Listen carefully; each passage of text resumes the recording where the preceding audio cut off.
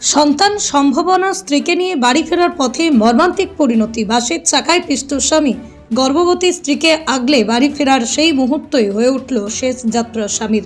এই মর্মান্তিক দুর্ঘটনায় অকালে ঝরে গেল এক তরতাজা প্রাণ, আর মুহূর্তের মধ্যেই বদলে গেল একটা পরিবারের সমস্ত ভবিষ্যৎ।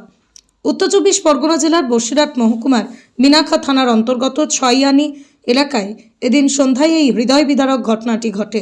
স্থানীয় সূত্রে জানা যায়, বছর 28-এর মহিবুল্লাহ মোল্লা সেদিন তার গর্ভবতী স্ত্রীকে ডাক্তার দেখিয়ে অটোতে করেই বাড়ি ফিরছিলেন। সামান্য অসাবধানতায় চলন্ত অটো থেকেই ছিটকে পড়েন তিনি। ঠিক সেই সময় বিপরীত দিক থেকে দ্রুতগতিতে ছুটে আসে একটি বাস। চোখের নিমেষে ঘটে যায় ভয়াবহ দুর্ঘটনা।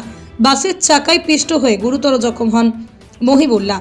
ঘটনাস্থলে থাকা স্থানীয়রা তড়িঘড়ি তাকে উদ্ধার করে মিনাখা গ্রামীণ হাসপাতালে নিয়ে গেলে কর্তব্যরত চিকিৎসকরা তাকে মৃত বলে ঘোষণা করেন। এক মুহূর্তেই স্বামীর হাতছাড়া হয়ে যায়, চরম মানসিক বিপর্যয়ের মুখে পড়েন গর্ভবতী স্ত্রী। এই আকস্মিক মৃত্যুর খবরে গোটা ছয়য়ানি এলাকায় নেমে আসে শোকের ছায়া। এই মর্মান্তিক দুর্ঘটনা ফের একবার প্রশ্ন তুলে দিল পথ নিরাপত্তা ও বেপরোয়া গতির বিরুদ্ধে একটা অসতর্ক মুহূর্ত যে কত বড় সর্বনাশ ডেকে আনতে পারে, তারই করুণ সাক্ষী হয়ে রইল মিনাখার ছয়য়ানি এলাকা। অটোই ছিল বসে, ওর ওয়াইফের নিয়ে ডাক্তার বাড়িতে যায়, ও সেখান থেকে ফিরছিল। আর এদিক থেকে মিনাখার দিক থেকে বাবুরহাটগামী, কারণ বাস যাচ্ছিল রাজাবাজারগামী, বাবুরহাট থেকে রাজাবাজার যে গামী বাস আমাদের রোডে চলে, সেই বাস ও বাবুরহাটের দিকে যাচ্ছিল। ওখান থেকে ওরা সাইড নিতে গিয়ে ও অটো থেকে পড়ে যাক, আর যেভাবে হোক ওখান থেকে সাইড করতে গিয়ে ও দুর্ঘটনাটা ঘটে, ওখানেই ও ডেড হয়ে যায়।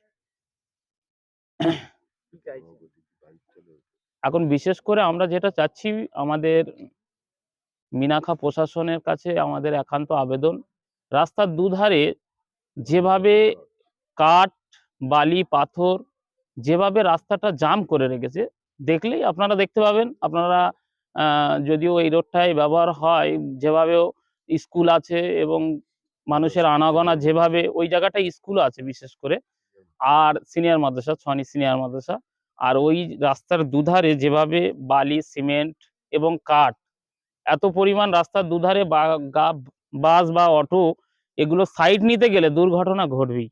আমরা মিনাখা প্রশাসনের কাছে একান্ত অনুরোধ করব, যাতে এটাকে খতিয়ে দেখে দ্রুত অ্যাকশন নেয়, ওগুলো কাঠ বালি থেকে রাস্তাটা সেফ যেন বার হয়, তাতে আমাদের দুর্ঘটনা কমবে।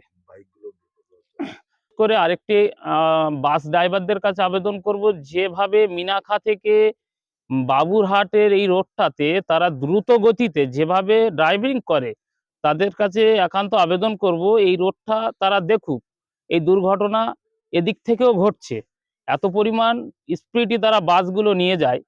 তাদের কাছেও আমি চাইবো তারা এইগুলো যেন খেয়াল রাখে, কারণ স্কুল আছে ওখানে, মানুষের যান চলাচল হয়। এই দিকগুলো বিশেষ করে আমাদের প্রশাসন কাছে আমি আবেদন করব যেন এই দিকগুলো দেখে। আর ছেলেটাও খুব গরিব মানুষ, ইট ভাটাতে কাজ করে খায়। আমরা চাইবো তার পরিবারের পাশে যেন থাকে। বিশেষ করে আমাদের যারা ব্লক নেতৃত্ব আছে, অঞ্চল নেতৃত্ব আছে, তাদের কাছেও জানিয়েছি, এবং বাসের সিন্ডিকেট যারা সভাপতি, সেক্রেটারি, অটো সিন্ডিকেটে যারা আছে, তাদের সবাইকে বলবো তার পরিবারের পাশে যেন তারা থাকে। বিশেষ করে আমাদের মাননীয় মুখ্যমন্ত্রী মমতা বন্দ্যোপাধ্যায়ের কাছেও বলবো, যদি তানার কাছ থেকেও সহযোগিতা পায় পরিবারটা, আমরা সবাই খুশি হব। যিনি মারা গেছে তার নাম মহিবুল্লাহ মোল্লা, বয়স আনুমানিক 20 বছর মতো। আমার নাম শহীদ মল্লিক।